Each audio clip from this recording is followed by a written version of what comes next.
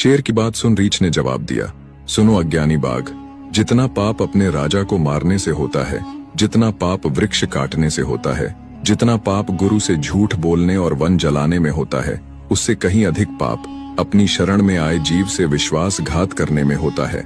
इस तरह रीछ यानी भालू ने शेर की बात नहीं मानी। गुस्साया शेर हाथ मलता रह गया। ऐसे ही आधी रात बीत गई। अब पहरे की बारी थी राजकुंवर की।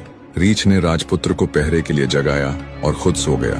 रीछ के सो जाने के बाद शेर ने एक बार फिर अपनी चाल चली और राजकुंवर से बोला, मेरी बात ध्यान से सुनो ए राजकुंवर।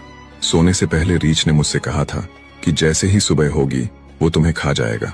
सुनो लड़के, इससे पहले रीछ उठे और तुम्हारा काम तमाम कर दे, मैं तुम्हें एक युक्ति बतलाता हूँ। तुम इस सोते हुए रीछ को धक्का देकर नीचे गिरा दो, मैं इसे खाकर यहाँ से चला जाऊंगा। इस तरह न तुम्हें इससे खतरा होगा और न मुझसे, और तुम्हारी जान साफ बच जाएगी। राजकुंवर उस दुष्ट शेर की बातों में आ गया।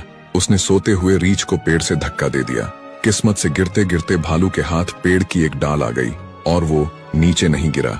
गुस्साया रीछ राजकुंवर से बोला, धोखेबाज, नीच मनुष्य, मैंने न केवल तुम्हारे प्राण बख्शकर तुम्हें जीवन दान दिया, बल्कि तुम्हें शरण देकर शेर से भी बचाया, और तू दुष्ट मुझे ही मारने चला था।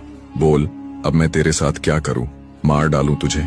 रीछ की बात सुन राजकुंवर की जान हल्क में आ गई। तब रीछ बोला, सुने धूर्त लड़के, मैं तुझे जान से तो नहीं मारूंगा, पर तुझे इसकी सजा अवश्य दूंगा।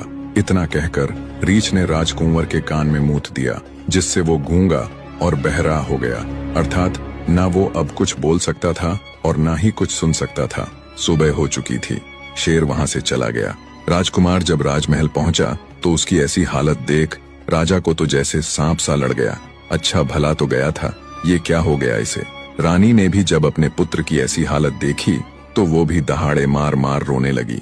राजा ने दूर दूर से अनेकों वैद्यों से लेकर झाड़ फूंक करने वाले, मंत्र तंत्र करने वाले और अनेकों विद्वान पंडित बुलाए, पर कोई भी राजा के लड़के को ठीक ना कर पाया। राजा अब हर समय इसी चिंता में रहने लगा। राजा को गहरी चिंता में डूबे देख एक दिन उसका मंत्री उससे बोला, महाराज, मेरी पुत्र वधू एक योगी की चेली रह चुकी है।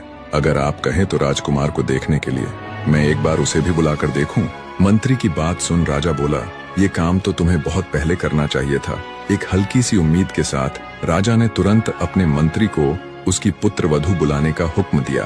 राजा के हुक्म से मंत्री अपने घर आया और उसी विद्वान चित्रकार को ये सारा माजरा कह सुनाया और बोला, तुम्हें स्त्री के रूप में मेरे साथ राजमहल चलना है और राजकुमार का इलाज करना है। मंत्री ने चित्रकार की जान बचाई थी, सो वो तुरंत राजमहल चलने के लिए तैयार हो गया।